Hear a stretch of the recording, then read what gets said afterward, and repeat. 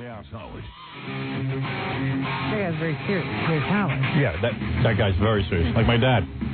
Robin, what's in the news? Well, of course, the Unabomber is in the news, Howard. He's become our favorite person. We had the Unabomber's brothers, the newsboy, on the phone this morning, Robin. That's right. We were right in the Unabomber brothers neighborhood. We take you all over the globe. Stay with us. I was so relieved it wasn't Fred, the Unabomber. Investigators are continuing to go through the cabin of the Unabomber. There had been reports earlier that they were going to fly the cabin somewhere to continue the investigation, but they're not taking it anywhere. They're going to keep it right where it is. Oh, that would have been cool. And investigate it there. They can do that? Yeah, why couldn't you? It doesn't have anything holding it to the ground. It's not like he has a basement. Yeah, why do you have to keep the Unabomber's house? Why don't we bring it here? Why don't we move it? No plumbing. It's not like it's connected to anything. You got a point. It's like a doghouse. And you could move it at any time. Right. I heard Sting bought it. He's moving it to the Hamptons. Paying $23 million a month. That's right. Worth it. Famous house. But anyway, yes, they're not going to take the house anywhere. They're going to continue to investigate and pull things out of it right there. They have found another bomb, they say, is very similar to the ones the Unabomber actually used in the Ted Kaczynski home.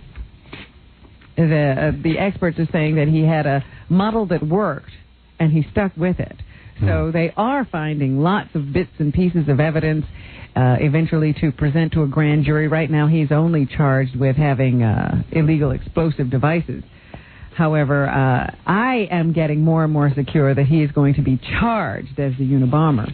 I think all the white people ought to get together on the jury and get him off because they're always doing this to white guys. Yeah, they're always doing this to white guys. I think white people ought to get together and get this guy off. Yeah. We ought to show this country, we mean business, that this is a horrible country. It's payback time. It's payback time, baby. You blacks out there, you're going to have the Unabomber. We don't care. Because it's payback time, baby. And there's no video of him doing it, man. And yeah, how can they say, well, there was a guy who called in earlier, didn't he? And he said, wait a minute, this guy was supposed to be cut off from society and he was against technology, so he wasn't watching radio or television. How would he know? And the cops framed him. We can prove it. Because the glove don't fit. You got to acquit. It is interesting to hear what all of the people who now know that they knew the guy who's accused of being the Unabomber, hear what they have to say about him. There was one woman who went to school with him who says that what are you doing? I'm caught on my chair. Oh, geez, I'm trying to talk to you. I know, my foot's caught. And you're wrestling over there. Wait a second, this isn't funny. What are you doing? You know, like on the back of your sneaker, you got like a little fag tag? Yeah. It's wrapped around the thing that lowers and raises the chair. And my foot's caught. So it's stuck in there? Yeah. Oh, the little shift lever behind you? Yeah, my shoe is caught on the shift lever. Gary, get in here and move. Somebody unhook boss's feet. Yeah. I'm doing it. I know you'll flush. No. Gary, give me a hand. I'm serious. This is not comfortable. See how my foot's caught? Oh. Wait a minute. I got it. Wait a second. You got it? What did you do? Just oh, my God. No. Go this way. No, you're going. It's caught the other way. Should I take my sneaker off? No, there. Oh, I see. Oh, thanks, man. My God, how'd you do that? Oh, I don't know. Because Robin got me charged up with the Unabomber. Right, sure. Blame me. Friggin' Unabomber. He hurts everyone. Yeah. Well, anyway, there was this woman who said, because these guys really, their personalities don't change. I find this often with you, that listening to tapes of you as a little boy, I hear things that you still do even today. That is correct. And same with the Unabomber, if he's the guy. Right. Because one woman said in high school, he once in science class or something, mixed up a bunch of chemicals, wrapped them in a little piece of paper, and handed them to her. Wow. And when she opened this piece of paper, it went pop. Wow. So he was making little hand bombs. You're kidding me. Then, in high school. So they should put him in jail then. Well, people just let these things go by until you have to keep making bigger bombs. So why didn't the woman call the FBI? She did. When she first heard that all of this stuff was going on, she called the FBI, but she was afraid to give Ted Kaczynski's name because she couldn't believe that it really could have been him. So why didn't she call the FBI if she wasn't going to give him the name? She did call the FBI, but she didn't give him a name. She just gave him the high school she went to. And said there was a guy like that there. Great. Yeah, I don't want to get him in trouble. You're kidding me. I couldn't believe that it could have been him. Well, let the FBI check into it. Well, I'm telling you, she did call, but... You know, she thought, hey, they're going to think I'm crazy. You know how it is. Yeah, right. That's true. She immediately thinks I'm going to be seen as a crank caller, a prankster. Then they're going to be watching me like I've done something. Hello, FBI. Listen, I went to high school with a guy who used to, hand me a bag full of explosives, just like the Unabomber. All right, ma'am, what is his name? Well... Let's put it this way. I'll tell you when you're warm. What do you mean? What are you talking about? What are you, a crackpot? No. You name somebody, and I'll tell you if you're warm. Like Stinging Trudy with the rainforest. I bet you can't guess. I bet you can't guess. All right, let me try. Ted Kaczynski, you rat hole. What? She and her husband both went to school with this guy. Here is her husband, Lauren DeYoung, to describe the Ted Kaczynski he knew back in high school. Loretta Young? No. Lauren DeYoung. He wasn't interested in girls, kind of quiet, very, very intelligent in the math area particularly. He just excelled. On the SAT, I think he either got a perfect score or one wrong, or way up in the high 700s. And he once set fire to my balls. Hello? Oh, what's in my, hey, hello? Hey, what happened to my phone thing? Hello? Hello? I guess your battery's dead. Hello? Oh, damn. Hello, FBI? I won't tell you his name, but he's a Polak. A Polak? Kaczynski? Goodbye. Test. Look for lots of Z's and I's in his name, and C's next to Z's. I feel sad for his brother, though. I mean, This has been a terrible ordeal for the family. Especially we had a guy out there with a cell phone this morning. This is terrible. Oops. Oh, dear. There was a bomb in my pants. First you're stuck to your chair. What is wrong with you? Hey, come on, I'm unwinding. Anyway, his brother, he had to inform his mother that he thought her son was the Unabomber, and they say Mom took it very well. Unamom just looked at him and said, I can't believe my son would do that, but if it's him, he needs to be stopped. Unamom. So anyway, Ted, he was methodical. He had inklings before that this could be his brother. And then when he read the manifesto, he was hoping that he would be discouraged from this thought. Unfortunately, his ideas about his brother possibly being the Unabomber were reinforced by reading the manifesto. Interesting. And that's when he started contacting a private detective that he knew, and they got in touch with the FBI. And his initial contacts with the FBI, he refused to give him his brother's name. Another guy won't give the name. Yeah, they gave them writing samples, etc. And once they were assured that there were lots of similarities, that's when they finally came clean. Yeah, hello, FBI. Look, I think my brother's a Unabomber. All right, what is his name? Well, I don't want to tell you. We just had a lady on the phone wouldn't tell us. What's wrong with you people? His name looks like an eye chart. I'll tell you that. Lots of K's, lots of Z's, lots of C's, lots of I's. Figure it out.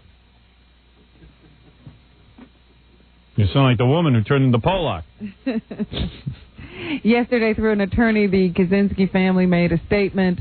They say this has been tough on them, and they wish their lives would return to normal. They are not very happy with all this media attention. We need your brother's name. It's not pronounceable. Even we have problems. Yeah. We're the family, and we can't pronounce it. I mean, you want to give us a name, you just can't pronounce it. That's right. Well, spell it. There's not enough letters. Can't do it. Meanwhile, there are new reports today that O.J. Simpson took a lie detector test and failed prior to going to trial. Look out. For the murders of Ron Goldman and Nicole Simpson. It seems that Robert Kardashian and O.J. were told to show up at an office for an examination. O.J. thought it was going to be a medical exam. I have my pants off. Medical and exam. was quite shocked to discover he was in the polygraph office. Polygraph. Yeah. So Robert Shapiro then showed up. O.J. was very angry, but Shapiro, according to this source, convinced O.J. to take the test. Really? O.J. then flunked the test. Shapiro convinced him. But no one says what questions were asked. Meanwhile, Robert Shapiro claims that none of this ever happened, but there's this source now who's saying that O.J. did indeed take a lie detector test. Whose side was Shapiro on again? He was on O.J.'s side. Good lawyer. O.J., take a lie detector test. Well, Robert Shapiro's denying a lot of things. He says there was never an attempt to make a deal because his client always maintained his innocence, so there was never any question about him ever pleading guilty to any charges. Then there were rumors floating around that there was some kind of a deal discussion with Marcia Clark, so who knows? Excuse me, Bob. I know you're my lawyer, but don't you know I did it? Why would you want me to take a lie detector test? When I heard that story, it reminded me of that Mad TV skit. Yeah, I got to play that again tomorrow. Because you can imagine O.J. sort of snickering through his... Really, man. Lie detector test? Are you high on cocaine? I would love to. The other day I told you about some body parts being discarded in the Passaic River. Unfortunately, they weren't O.J.'s. Russian-speaking man who happened to be seen by the police. Right. Well, that Russian-speaking man has now been identified as Vladimir Zelinin, a 40-year-old man from Fair Lawn, New Jersey. Vladimir Zelinin? That's a good one. Yes. Sirianni Martling? And they think that the victim was his girlfriend's husband. Hey. They're saying they caught the guy red-handed because, you know, he had on these bloody gloves and blood was splattered all over his clothing. The police officer said, I looked at him and I just thought he was up to something. Why don't we arrest everyone with a Z in their name? Just for safekeeping. You bet. The scuba divers who jumped into the water after the police found this bag full of body parts found lips, nose, and an ear of the victim floating in the river. Which led the prosecutor to say this was an extreme case of mutilation. I mean, can you imagine they even cut off the guy's lips? There were great efforts made also to prevent him from being identified. They had sort of done something to his fingertips, hoping that, you know, they would never be able to identify him through his fingerprints. Unbelievable. They are still trying to find the guy's wife to question her, but nobody seems to know her location. Hey, now. Zelinin actually worked for this guy he killed. Unbelievable. That's not, you know, that's, I say Jackie will do that to me one day. It sounds pretty grisly, but they're now saying they don't think this had anything to do with any organized crime organization. His boss probably didn't give him enough credit. That's a good reason. Yeah. Give him money and gifts like everyone else. Let's take a break. We'll come back. Let's return to the Howard Stern Show. By all means. And Robin, what else is in the news? Back to the O.J. thing for a second. The law firm headed by Barry Scheck. You mean the lawyer formerly known as Barry Scheck? He is still a lawyer. Oh. He represented a guy named Kerry Kotler a while back and got the guy off on a rape charge because they fought the DNA evidence or with DNA evidence somehow. Got the guy off, and now he's been charged with rape once again. So he spent 11 years in jail. Scheck got him off. Now he's been charged. Was the victim the first time around that he went to jail said, I knew that this guy was a monster and that this would happen again. So we want to thank Barry Scheck for all he's done for the legal system. Well, you can't blame him. Give the guy a break. He's really helping us out. Sure, he's feeling bad enough. Just thought I'd point that out to you. But he got him off. It's pretty good when you get guilty guys off. Well, and it's something you really ought to consider doing. Yeah. Meanwhile, on Long Island, it looks like we may have another serial killer who liked to kill prostitutes. We had Joel Rifkin, of course, who was already in jail. Right. And now we have a Long Island postal worker. That's odd. Postal worker? Who wigged out? Who has told police he picked up hundreds of Queens prostitutes over the past decade and has confessed to killing 10 of them in a crack-crazed stupor. Hey. What are you going to put down? Drugs. Hey. Robert Schulman, who is 42 of Hicksville, was arrested in his home on Sunday night and charged with the slaying of 2 prostitutes whose dismembered bodies were found in Suffolk County in 1994 and 1995. He's told authorities he would pick up prostitutes once or twice a week on Jamaica Avenue in Queens and bring them back to his rented room after smoking crack with them. Then, I guess, things would go on at the apartment, but he claims that he would always black out. Right. And then he'd wake up and the women would be dead on the floor. Right. So then he would just go hack them up and stash their bodies somewhere. They think it may be his brother, one of his brothers, could have been an accomplice in getting rid of some of the bodies, but that remains to be seen. Another brother says this brother Robert never got over the death of his father, and he's been very depressed. So he figured he'd kill some people. And, he's always come up with some weird stories. They are not sure why he has confessed to killing 10 people. They found 2 bodies, and the investigation continues since he has said there are more. They don't know whether he was inspired by Joel Rifkin or not. This was just his thing. He would pick up the prostitutes, bring them home. Neighbors said he was always kind of a quiet guy, would never meet your eye. They did sing him bringing girls home, but they thought they were just friends. He's not going to lose that postal job, is he? Oh, I hope so. No, I don't think he'd lose it. I think he's still, it's very hard to fire those guys. You think he's on a leave of absence with Pat? Oh, yeah. I bet you he is. I'm not making a joke. Strong union, man. Yep. Yeah. That's a union. Very strong union. Our union, after, they should take a lesson. Them. Yeah, forget them. You can't get paid if you're working. That's right. Some scientists are challenging a long-held theory that alcoholism and drug addiction are diseases. Who says that's a disease? A lot of people say it's a disease. Why do you think you have to go to a hospital? That's not a disease. That's just fun. Getting out of hand. It's not a disease. That's just being irresponsible. A disease. Well, wait a minute. It's what you're taught. What about if you get physical symptoms when you don't take a drug or a drink? It's called addiction.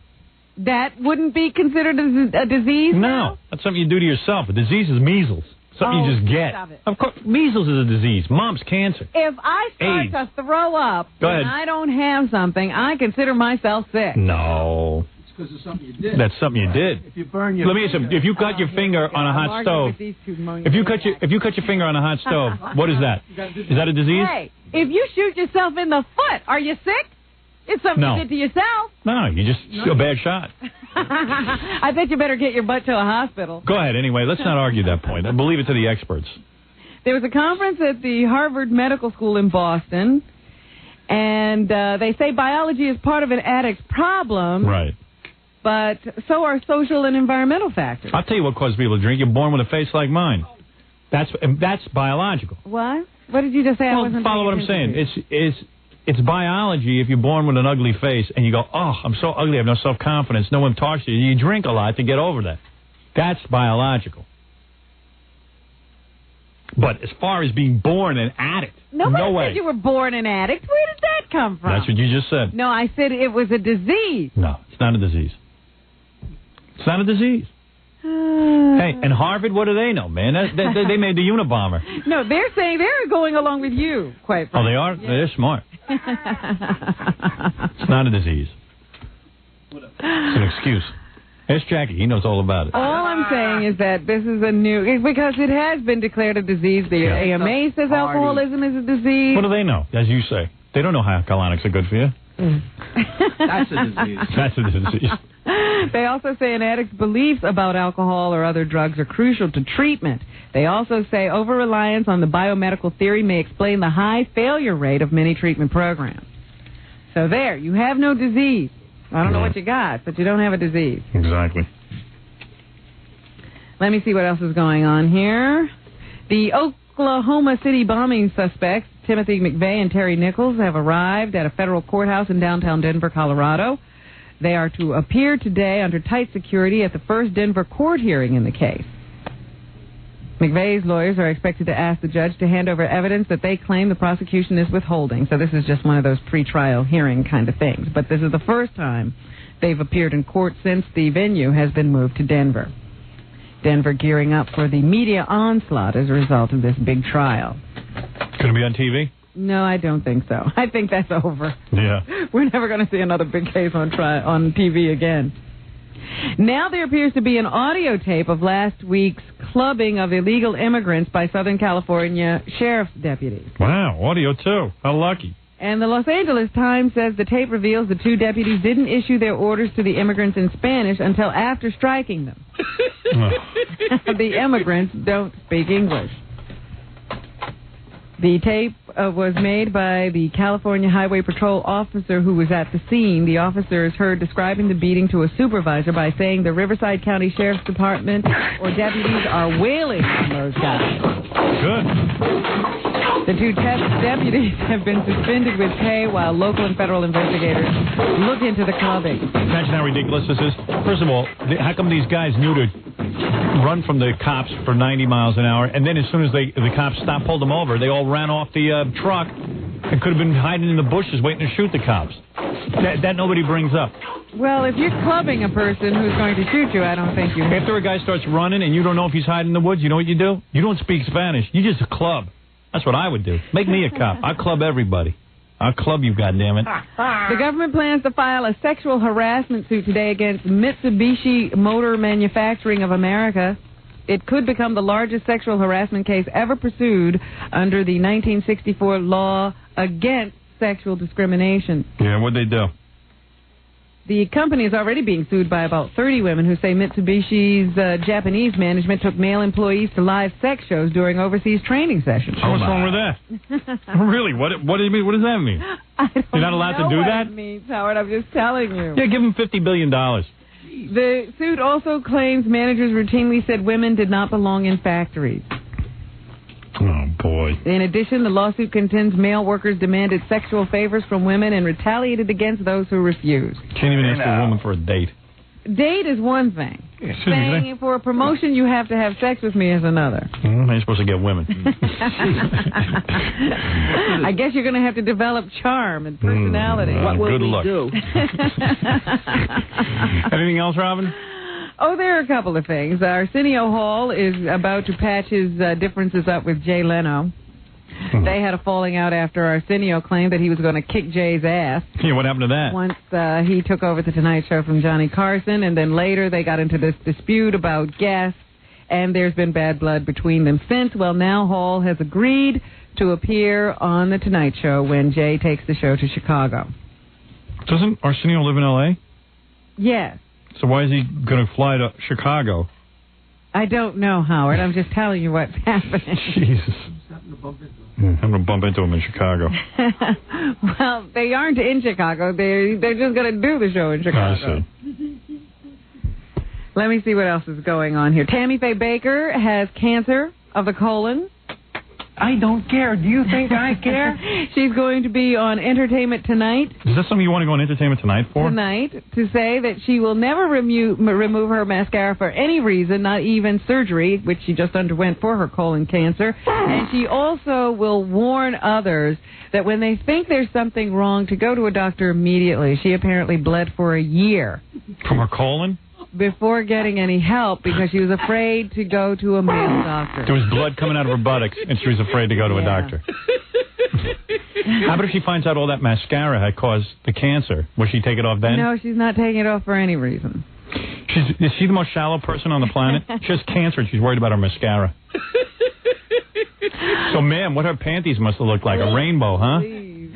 I don't like to go think about it. Oh, my God. Look at my panties. They're the color of the rainbow. Cindy Garvey, the former wife of Steve Garvey and the TV hostess, has decided to go to the Betty Ford Clinic. I see red in my underwear. I might even go to the doctor with my small penis.